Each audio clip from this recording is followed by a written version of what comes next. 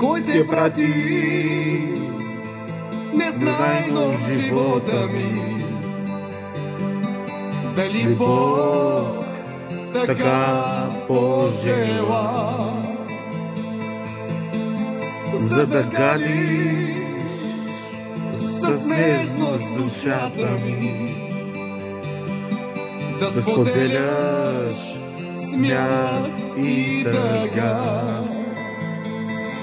И градя не руша, не отнема, давам всичко любов и мечти.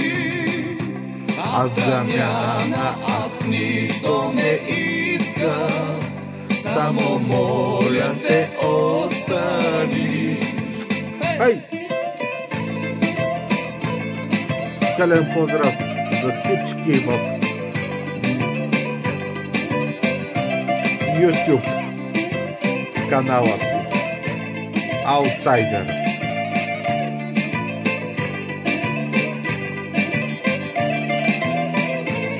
Един лайк, един абонат. Сега не зная даже ти къде си, тук или в чужбина, но съдбата ни донесе с теб да се размина. Кой те прати, бе, майка му стара, незнайно в живота ми? дали Бог така пожела, за да галиш с нежност брадата ми, да споделяш смях и тъга. И градя не руша, не отнема, давам всичко любов и мечти.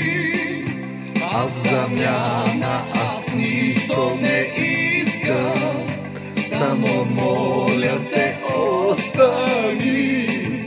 Яша! Който го хареса или се струва забавно, смешно, каквото идея е.